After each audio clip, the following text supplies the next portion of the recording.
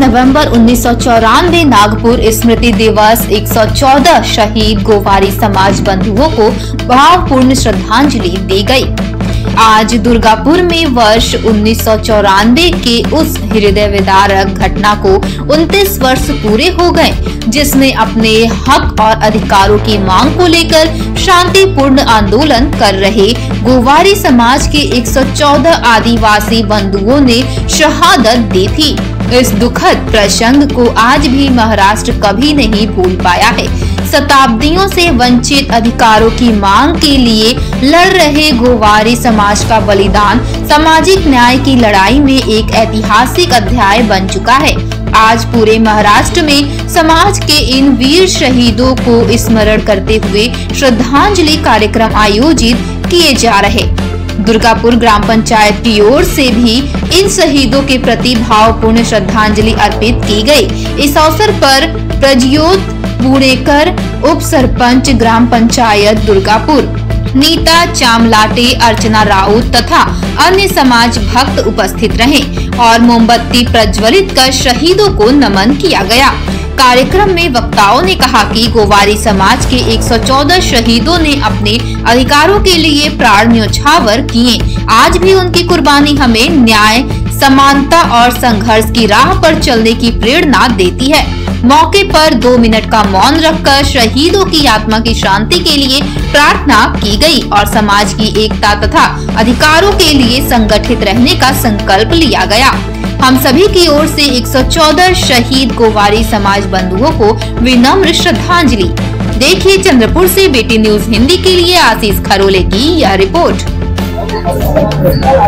नागपूर या ठिकाणी 1994 साली काही आदिवासी बांधव आपल्या न्याय हक्कासाठी त्या ठिकाणी आंदोलन केलं आणि त्या आंदोलनादरम्यान चेंगराचेंगरी दरम्यान 114 आदिवासी बांधव हे त्या ठिकाणी त्या आंदोलनादरम्यान शहीद झाले।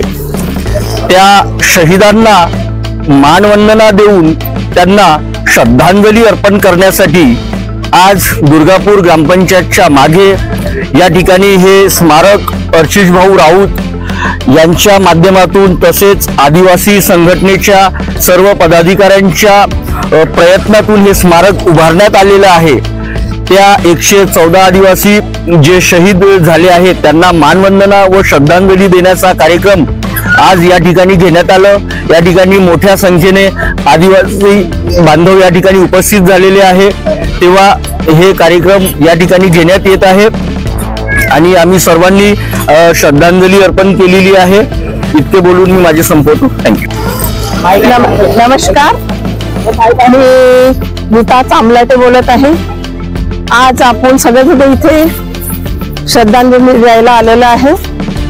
आज 23 नोव्हेंबर 1994 ला नागपूर येथे शहीद झालेल्या 114 आदिवासी गोवारी समाज बांधवांना भावपूर्वक श्रद्धांजली देत आहे।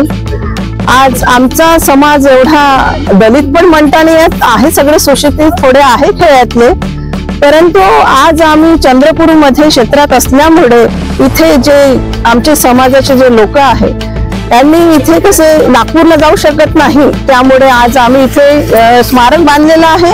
ह्या स्मारक इथे आम्ही दरवर्षी येऊन श्रद्धांजली देत आहे। ह्या स्मारकाला बांधून 2 वर्ष झालेले आहे।